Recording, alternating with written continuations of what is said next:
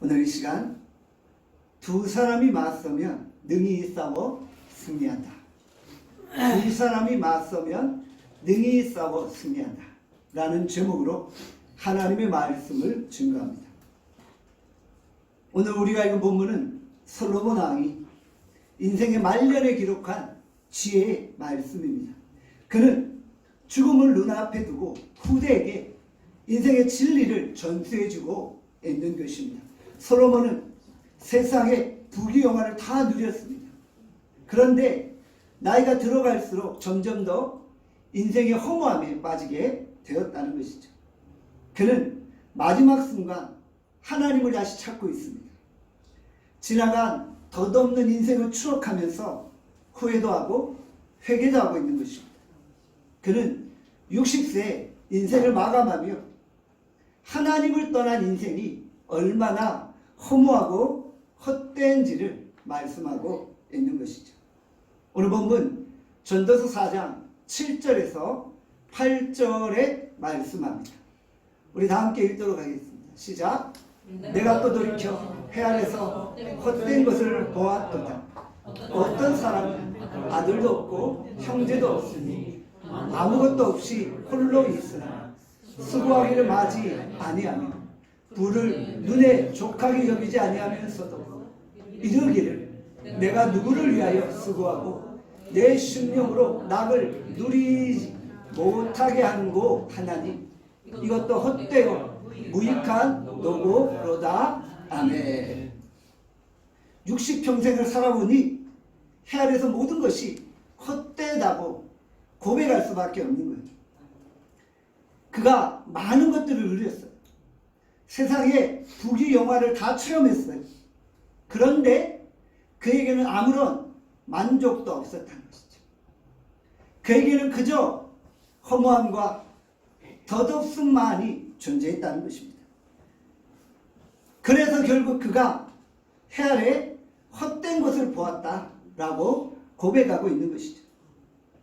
아들도 없고 형제도 없고 남편도 없고 아내도 없이 홀로 있으면 행복할 것 같았는데 그렇지도 않았다는 것입니다.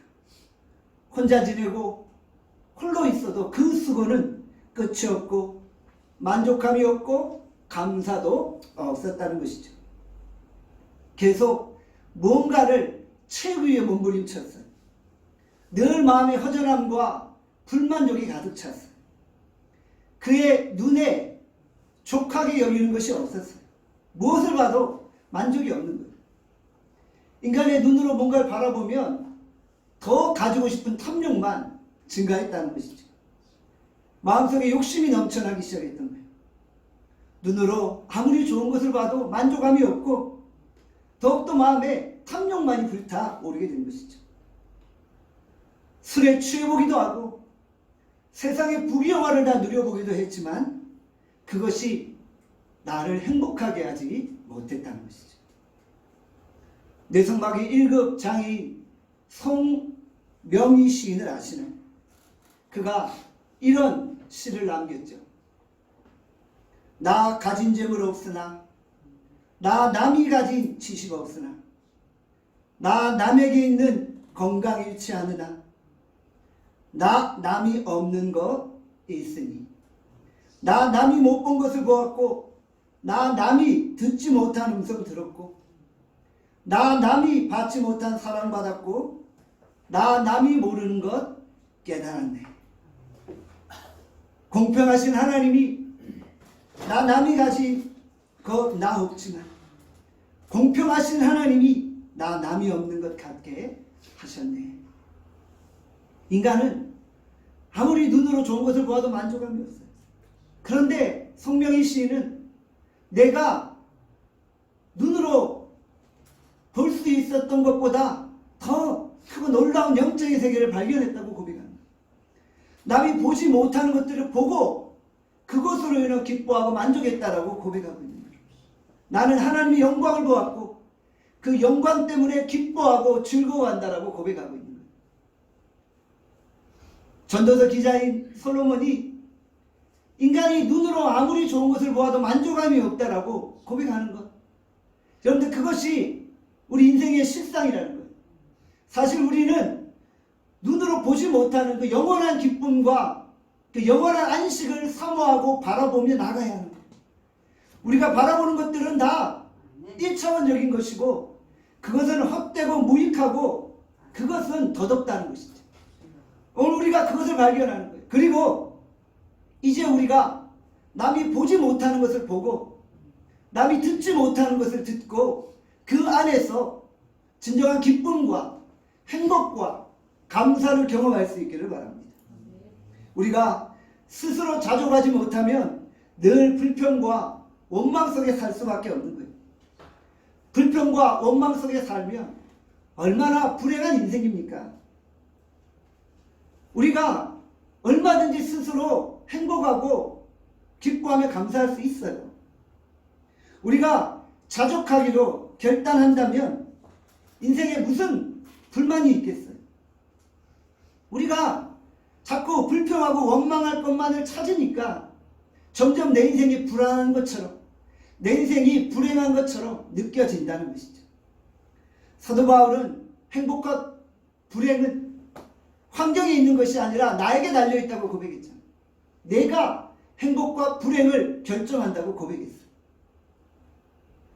진정 내가 자족할 수만 있다면 그 속에서 행복할 수 있다는 것이죠. 빌립보서 4장 11절에서 13절에 말씀합니다. 다 함께 빌립보서 4장 11절에서 13절 말씀을 읽겠습니다. 시작. 내가 궁핍함으로 말하는 것이 아니니라. 어떠한 형편에든지 나는 자족하기를 배웠느니 나는 비천에 처할 줄도 알고 풍부에 처할 줄도 알아. 모든 일고 배부름과 배고픔과 풍부와 궁핍에도 처할 줄 아는 일체의 비결을 배웠노라. 내게 능력 주시는 자 안에서 내가 모든 것을 할 수 있느니라. 아멘. 사도 바울은 인생의 행복의 진정한 비결을 배운 거예요. 그는 행복과 불행이 나 자신에게 달려있음을 고백한 거예요. 내가 어떤 형편에서든지 자족하고자 하는 이 마음을 가졌다는 거예요. 그래서 비천에 처할 줄도 있고 풍부에 처할 줄도 알았고 배고픔과 배부름과 풍부와 궁핍함에도 일체 감사하고 기뻐하는 비결을 배웠다고 고백하는 거예요. 오직 예수 그리스도 안에서 우리가 기뻐하고 감사할 수 있게 되어진다는 것이죠. 우리 인간은 남과 비교하면서 행복과 불행을 느끼게 되어져. 이 사람이 학벌이 얼마나 있나? 재산은 얼마나 있나? 또 어떤 차를 타고 어떤 명품 옷을 입고 있나? 이런 환경을 가지고 우월감을 느끼기도 하고 열등감을 느끼기도 하는 거예요. 우리 주변의 환경이 우리의 행복과 불행을 결정하는 거예요. 여러분들, 그런데 우리가 예수 그리스도 안에 거하고 우리가 진정 예수 그리스도 안에서 자족하는 법을 배운다면 환경이 나를 주장하지 못하게 되어져. 환경에 따라 내가 행복하고 불행하고가 결정되어지지 않는 거예요. 사랑하는 여러분, 환경이 여러분의 인생을 흔들지 못하도록 여러분들의 마음을 다스리시기를 바랍니다. 우리가 진정 자족하고 감사하고 기뻐하는 마음을 가지십시오. 그러면은 어떤 환경 속에서도 우리가 감사할 수 있는 것입니다. 우리가 예수 그리스도 안에서 나의 분명한 정체성을 발견하는, 하나님의 자녀된 우리들이 이 땅에서 어떻게 살아가야 할지를 예수 그리스도 안에서 발견하는 거예요. 그러면 우리가 어떤 환경 속에서도 비관하거나 남탓하지 않는 거예요.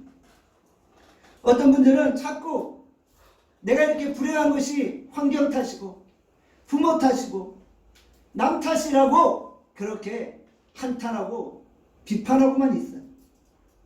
내가 부모를 잘 만났으면 이런 삶을 살지 않았을 텐데 라고 부모 탓하는 거예요.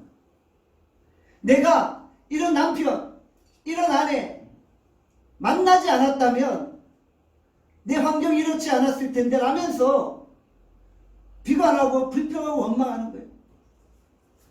내가 좋아서 만난 거잖아요. 그렇게 말렸는데, 그렇게 하지 말라 그랬는데 자기가 좋아서 해놓고 이제 와서 왜 부모 탓해요? 왜 부모님 왜 안 말리셨어요? 이러고 있어요. 자기 형제 탓하고 친구 탓하는 거예요. 네가 왜 그때 나 안 말려줬냐? 네가 그때 말렸으면 내가 이런 불행한 인생 안 살았을 텐데. 자기 책임이에요. 자기 책임. 내 탓이지 왜 남의 탓이에요? 그게 환경 탓인가요? 그렇죠. 여러분, 오늘 우리가 인생 속에서 기뻐하고 감사할 수 있는 이유는 우리가 예수 그리스도 안에서 자족하기 때문입니다. 어떤 환경으로 인하여서 내 마음이 흔들리지 아니하고 우리는 변함없이 예수 그리스도 안에서 견고함으로 걸어가는 것입니다. 그러면 우리가 감사하고 기뻐할 수 있는 거예요. 우리가 진정 예수 그리스도 안에서 자족하는 비결을 배웁시다. 그렇지 않으면 험한 인생을 도저히 견뎌낼 수가 없어요. 전도자 솔로몬은 우리가 인생을 이겨낼 수 있는 비결을 가르쳐주고 있는 거예요. 인생에서 허무함을 이겨낼 수 있는 비결이 무엇입니까? 그것은 우리가 혼자가 아니라 공동체를 이루어 생활해야 한다는 것이죠. 우리가 헛되고 험한 인생에서 공동체를 이루어 연합할 때 우리가 능히 이겨낼 수 있다는 것이죠. 세 겹줄이 잘 끊어지지 않는 것처럼 공동체를 이루어 서로 격려하고 위로하고 협력하여 살아가라는 것입니다. 전도서 4장 9절에 말씀합니다. 우리 같이 9절 말씀 읽겠습니다. 시작. 두 사람이 한 사람보다 나아 그들이 수고하고 좋은 상을 얻을 것입니다. 두 사람이 협력하면 한 사람보다 더 좋은 성과를 얻을 수 있다는 거예요. 두 사람이 서로 협력하는 모습을 하나님은 기뻐하십니다. 두 사람이 함께 할 때 시너지 효과를 낼 수 있고 좋은 열매를 거두게 되어 준다는 것이죠. 그런데 인간은 본성상 이기적이고 자기중심적이에요. 서로 협력하고 연합하는 게 쉽지 않아요. 그러면 우리가 협력하고 연합하려면 어떻게 해야 됩니까? 자기 주장과 자기 고집을 꺾는 거예요. 자기 의가 너무 강하면 협력하고 조화를 이룰 수가 없어요. 우리가 협력하기 위해서는 남의 말에도 귀를 기울이는 거예요. 자기 생각, 자기 의견을 너무 강하게 주장하지 아니하고 남의 이야기도 경청할 수 있어요. 내 생각이 무조건 옳은 것이 아니라 나도 틀릴 수 있음을 인정하는 것입니다. 그리고 나보다 남을 낮게 여기는 거예요.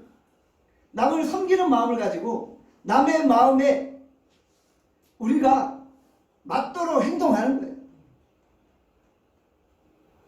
남의 말에 귀를 기울이고 상대편의 상황과 그 마음도 살펴보는 거예요. 그러면 우리가 서로 협력하고 조화를 이룰 수 있는 거예요. 여러분들 공동체 안에서 나만 잘났다고 생각하는 독불장군은 결코 연합과 화합을 이룰 수 없는 거예요. 나의 마음이 중요하듯 상대편의 마음도 중요함을 인정하고 그 마음도 배려할 줄 알아야 하는 것이죠. 잠언 15장 22절에 이렇게 말씀합니다. 함께 읽겠습니다. 시작. 의논이 없으면 경영이 무너지고 치략이 많으면 경영이 성립하느니라. 의논이 없으면 경영이 무너집니다. 회사에 아주 탁월한 CEO가 있어요. 그런데 이 CEO가 주변 참모들과 함께 회사 경영을 논의하지 아니하고 혼자 독단적으로 결정했어요. 그러면 결정적인 순간에 오판할 수가 있는 거예요. 그래서 회사 경영이 어려워질 수 있는 거예요. 왜 주변에 참모를 두었습니까? 회사 CEO가 어떤 중요한 결정을 단독적으로 내려야 될 때가 있지만 항상 주변 참모들의 논의와 토론도 겸해 나가야 하는 거예요. 그래야 경영이 무너지지 않는 거예요. 나라도 마찬가지 아닙니까? 왜 대통령 주변에 많은 참모들과 장관들이 있습니까? 대통령 혼자서 모든 것들을 다 결정하고 판단하고 의논 없이 한다면 나라가 위태로울 수 있는 거예요. 그래서 주변 참모들과 장관들이 끊임없이 조언하고 끊임없이 의견들을 개진하는 거죠. 그래서 나라가 바로 서게 해야 한다는 것이죠. 리더는 많은 이야기들을 듣고 종합적으로 판단하는 거예요. 그래야지만 성공할 수 있는 것이죠. 여러 사람이 의견을 합치고 마음을 합치면 혼자 하는 것보다 더 성공하기 쉽다라는 것입니다. 삼인동심 황토병금이라는 사자성어가 있죠. 세 사람이 마음을 합쳐 노력하면 황토도 변하여 황금이 될 수 있다는 것이죠. 이처럼 우리가 서로 연약하지만 마음을 모으면 하나님이 우리를 통해 큰 일을 이루어내실 수 있다는 것이죠. 소 한 마리가 6톤의 짐을 끌 수 있다고 합니다.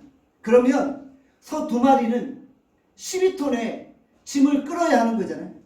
그런데 소 2마리가 힘을 합치면 배가의 배가를 이루어 24톤의 짐을 끌 수 있다고 합니다. 2사람, 3사람이 합치면 한 사람이 하는 것보다 배가의 배가의 능력과 힘을 나타낼 수 있다는 것이죠. 저는 우리 나눔교회 사역도 마찬가지라고 생각합니다. 저 혼자 교회를 이끌어가는 게 아니잖아요. 여기 제 주변에 많은 동역자들이 있잖아요. 여러분들 한 분 한 분이 우리 교회 동역자들이에요. 저와 마음을 모으는 저의 참모들인 거예요. 우리가 함께 연합하여 한 마음으로 한 뜻으로 나아갈 때 우리 교회가 더욱 평안히 든든히 서게 되어진다는 것이죠. 저 혼자 이끄는 것보다 여러분들이 함께 연합할 때 갑절에 시너지 효과를 낼 수 있는 것입니다. 전도서 4장 10절에서 11절에 이렇게 말씀합니다. 함께 읽겠습니다. 시작. 혹시 그들이 넘어지면 하나가 그 동물을 붙들어 일으키려니와 홀로 있어 넘어지고 붙들어 일으킬 자가 없는 자에게는 화가 있으리. 또 2사람이 함께 누우면 따뜻하거니와 한 사람이면 어찌 따뜻하랴. 혼자 산행을 하고 있어요. 산행을 하다 넘어지면 어떻게 돼요? 큰 공변을 당하는 거예요. 넘어져서 누가 도와주지 않으면 그곳에서 큰 위기를 맞게 되는 거죠. 혼자 산행을 하면 다시 넘어졌을 때 일어나기가 쉽지 않아요. 그런데 2사람이 함께 산행을 합니다. 그러면 한 사람이 넘어질 때 다른 한 사람이 도와주고 이끌어줄 수 있잖아요. 우리 인생은 거친 광야의 연속입니다. 길을 걷다 보면 자꾸 넘어져요. 심지어는 집에서 가만히 있다가도 넘어져요. 요즘 우리 나눔교회에 자꾸 넘어지는 분들이 생겨서 걱정입니다. 그냥 일하다가 넘어지고 집에 앉아있다가 일어나다가 넘어지고 집에 앉아있다가 넘어져서 팔 다치고 뭐 이런 분들이 있어요. 그런데 혼자 있으면 어떻게 돼요? 넘어지고 나서 이게 해결이 안 되는 거예요. 일하다가 넘어졌는데 혼자 있다고 생각해 보세요. 해결 방법이 없어요. 그런데 위급한 사고를 만날 때 2사람이 함께하며 서로 도와주고 협력하며 일으켜 세워줄 수 있는 것입니다. 인생에 실패와 어려움을 경험하고 있습니까? 옆 사람이 우리에게 힘과 위로와 격려가 되어줄 수 있기를 바랍니다. 그래서 우리가 함께 다시 일어나는 것입니다. 전도서 4장 12절의 말씀합니다. 함께 읽겠습니다. 시작. 한 사람이면 패하겠거니와 2사람이면 맞설 수 있나니 세 겹줄은 쉽게 끊어지지 아니하느니라. 한 사람이면 전쟁에서 패할 수밖에 없어요. 그런데 2사람이 맞서면 능히 싸워서 승리할 수 있게 되어지는 것이죠. 이 시대는 혼자 사는 시대인 것 같아요. 오늘 이 시대가 홀로 사는 시대인 것 같아요. 요즘에 유행하는 단어가 뭐예요? 혼밥, 혼술, 1인 가구를 위한 비즈니스 등등이 막 유행처럼 번져가고 있어요. 혼자 지내기를 좋아하는 거예요. 그런데 인간은 사회적 동물이에요. 혼자 지낼 수 없는데 자꾸 인간이 혼자 놀려고 하는 거예요. 제가 어린 시절이었던가요? 이런 개그가 있었잖아요. 혼자 놀기에 진수를 보여주자. 자꾸 오늘 이 시대가 혼자 놀려고 하는 거예요. 시대적인 분위기가 자꾸 우리를 외톨이로 만들어 버리려고 하는 거예요. 정신병 중에 은둔형 외톨이병이라는 게 있잖아요. 밖으로 나가질 않는 거예요. 밖의 세상에 아무런 관심이 없는 거예요. 그냥 모든 것을 자기 중심적으로 판단하고 행동하는 거예요. 타인이 뭐라고 말하는 것을 전혀 개념치 않는 거예요. 다른 사람과 어울리지 못하고 혼자 고립되어져 살아가는 거예요. 여러분들, 그런데 인간은 혼자 사는 존재가 아니잖아요. 만약 내가 홀로 있는 것이 편하다고 느껴진다면 위험한 거예요. 홀로 지내는 것이 너무 행복하다면 위험한 거예요. 둘이 있으면 불편한데 혼자 있으면 행복하다? 한번 생각을 해봐야 돼요. 요즘 점차 결혼을 안 하려고 하잖아요. 그리고 결혼을 해도 자녀를 안 낳으려고 하잖아요. 왜요? 자녀들 낳으면은 불편하다는 거예요. 너무 많은 수고를 해야 된다는 거죠. 그래서 결혼도 안 하려고 하고, 결혼을 했는데도 자녀를 낳지 않으려고 하는 가정들이 늘어나고 있다. 오늘 이 시대가 점점 공동체 지향적으로 나가는 것이 아니라 점점 혼자 살려고 하고 홀로 서는 데 익숙해지는 것이죠. 여러분들, 근데 홀로 있는 것은 결코 성경적인 것은 아닙니다. 로빈슨 크루소라는 소설을 아시죠? 로빈슨 크루소는 모험하기를 즐겨했던 청년입니다. 19세 때 처음 모험적으로 배를 타고 바다로 나갔어요. 그리고 여러 번 폭풍을 만났지만 구사일생으로 살아났어요. 그러면 이제 더 이상 바다로 안 나가야 되잖아요. 그런데도 또 바다로 나가는 거예요. 그러다가 엄청난 폭풍을 만나고 무인도에 표류하게 되죠. 그리고 28년 동안 무인도에서 살아갑니다. 무인도에서 혼자 살았던 거예요. 여러분들, 로빈슨 크루소가 행복했을까요? 28년 동안 무인도에서 혼자 살았는데 행복했을까요? 아니요, 행복하지 않아요. 오늘 이 시대가 정말 홀로서기를 하려고 하는데 우리는 공동체로 연합하기를 힘써야 하는 것이죠. 혼자 있으면 몸은 편해지고 혼자 있으면 갈등은 없죠. 그런데 인간이 성숙할 기회를 잃게 되어집니다. 우리가 공동체를 통해 나 자신이 성장하고 성숙하게 됩니다. 내가 혼자 지내면 결코 성장할 수가 없어요. 우리가 공동체 안에서 서로 협력하고 조화를 이루면서 성숙해가고 영적인 어른이 되어지는 거예요. 그러니까 공동체 안에서 힘들어도 서로 부딪히고 치고받고 하는 거예요. 공동체라는 것이 우리를 성숙하게 만드는 거예요. 요즘 한국교회 안에서 그냥 떠돌아다니는 성도들이 많이 있다고 합니다. 왜 그럴까요? 자세히 생각해 보니까 통제받기가 싫은 거예요. 공동추석에 들어가고 뭐 셀에 들어가고 목장에 들어가고 구역에 들어가면 뭔가 자꾸 통제를 받아야 되고 자꾸 권면을 들어야 하는 것이 싫은 거예요. 그래서 그냥 혼자 조용히 익명성을 가지고 교회를 다니다가 그 옆 교회로 옮기고 그 옆 교회로 옮기고 이런 경우들이 많이 있다고 합니다. 여러분들, 그래서는 바른 신앙생활이 될 수 없는 거예요. 우리가 언제나 공동체에 속하여서 나의 신앙을 점검받는 거예요. 우리 혼자서 결코 신앙생활을 잘할 수만은 없어요. 아무리 신앙이 좋은 사람도 서로 끌어주고 격려해주고 힘이 되고 위로가 되어주는 거예요. 그럴 때 우리가 성장하고 성숙하게 되어지는 것이죠.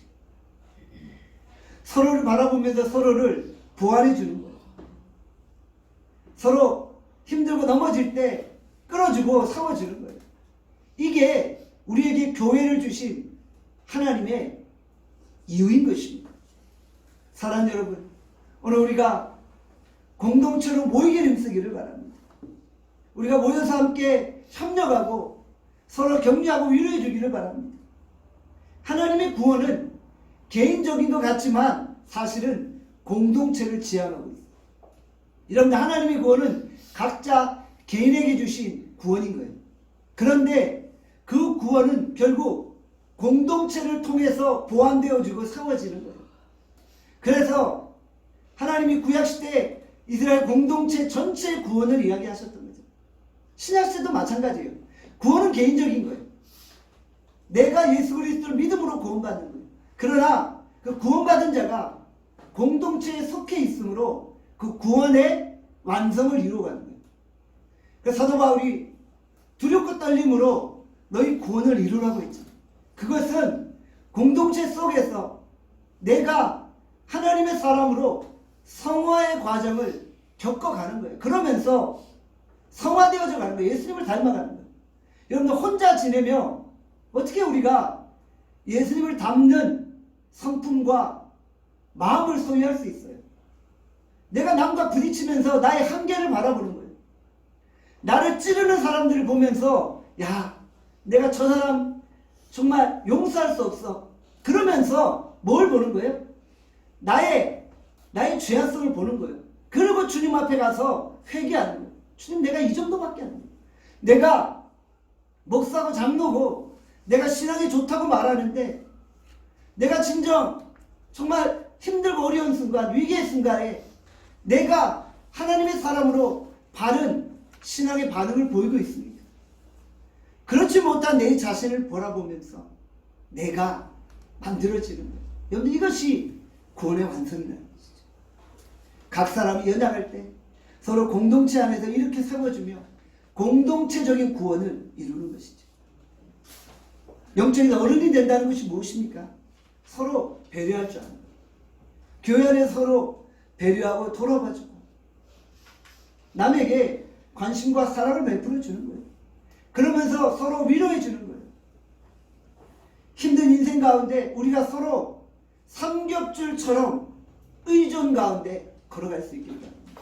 우리가 서로 붙들어주는 관계 속에서 걸어갈 수 있기를 바랍니다. 출애굽기 17장 10절에서 12절의 말씀입니다. 함께 읽겠습니다. 시작.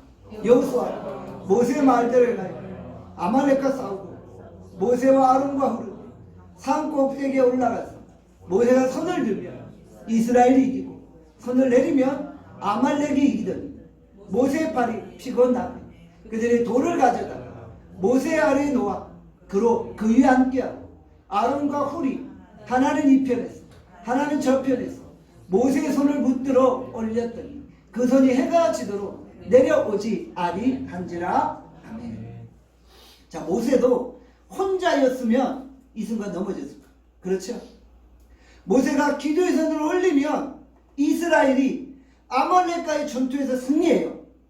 그런데 만약에 모세가 혼자였다면 어땠을까요? 사람이 계속 손을 들고 기도할 수는 없는 거잖아요. 결국 손을 내렸을 거예요. 그러면 이스라엘의 전쟁에서 패했을 거예요. 그런데 삼겹줄과 같은 세겹줄과 같은 아론과 훌이 그 옆에 있었던 거예요. 함께 연합하여 기도하니까 이스라엘의 전쟁에 승리했다는 것이죠. 오늘 우리에게 아주 중요한 교훈을 주고 있죠. 여러분들, 우리가 기도의 손을 올려야 되는데 저 혼자만 기도하는 게 아니라는 거예요. 저도 기도의 손을 올리지만 여러분 한 사람 한 사람도 함께 연합하여 교회를 세우기 위해 기도의 손을 드는 거예요. 제가 계속 새벽마다 저녁마다 기도의 손을 들고 기도하지만 저도 연약해서 때때로 손이 내려갈 수도 있잖아요. 제가 무슨 만능이 아닌 거잖아요. 제가 무슨 에너자이저가 아니잖아요. 저도 피곤하고 지칠 때가 있잖아요. 그래서 제 손이 내려가려고 할 때 누군가가 제 대신 기도의 손을 들어주는 거예요. 그래서 세겹줄처럼 함께 하나님 앞에 기도를 올려드리는 거예요. 그러면 패할 전쟁도 능히 싸워서 승리할 수 있는 것입니다. 두 사람이 맞서면 능히 싸워 승리합니다. 따라합시다. 두 사람이 맞서면 능히 싸워 승리한다. 두 사람이 맞서면 능히 싸워 승리한다. 여러분들, 우리가 서로를 위해 협력하여 중보기도 하는 거예요. 성도들의 가정을 바라보면서, 또 성도들의 사업장과 직장을 바라보면서 연약함들을 보게 되잖아요. 그러면 마음에 품고 중보기도 하는 거예요. 그들의 연약함과 어려움을 놓고 연합하여 기도하는 거예요. 지금 저분이 혼자 기도하기엔 너무 힘든 상황이에요. 버거운 상황이에요. 혼자 생존하는 것조차도 어려워요. 그럴 때 옆에서 관심을 베풀고 격려해주고 위로해주고 힘이 되어주는 거예요. 그래서 우리가 함께 일어나는 거예요. 세겹줄처럼 서로 함께 하다 보면 서운한 감정이 들 때가 있어요. 여러분들 그렇죠? 공동체 생활을 하다 보면 서운한 감정이 순간순간 들어요. 제가 이 6년째 목회를 하면서 얼마나 많은 서운함들이 있었겠어요. 저는 다른 서운함보다 제가 전도해서 교회 나오기로 한 분들이 안 나올 때 참 서운하더라고요. 정말 열심히 전도했어요. 그래서 정말 주구장창 연락하고 신방하고, 그래서 꼭 오겠다고 약속했어요. 이번 주일날 꼭 오겠다고 약속했는데 안 보이는 거예요. 참 그러면은 마음에 서운함이 있는 거예요. 아이고 이러면서 또 상심하고 또 다시 기도로 이겨내고, 이런 것들이 6년 동안 사실 반복되었어요. 여러분들, 서운함으로 따지면 저만큼 서운했던 분이 없었을 거예요. 그러니까 교회 안에서 서로 서운한 감정을 버리세요. 상대편에게 너무 큰 기대를 하지 마세요. 여기 왜 서운해져요? 상대편에게 기대를 너무 많이 하는 거예요. 내가 이만큼 했으니까 저 사람이 나한테 이만큼 해줘야 돼. 그런 기대가 크면 그만큼 서운함이 큰 거예요.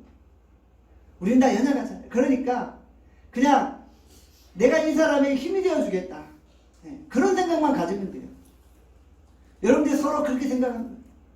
내가 옆에 있는 연약한 자의 힘이 되어주겠다. 내가 이 사람의 3겹줄, 3겹줄이 되어주겠다.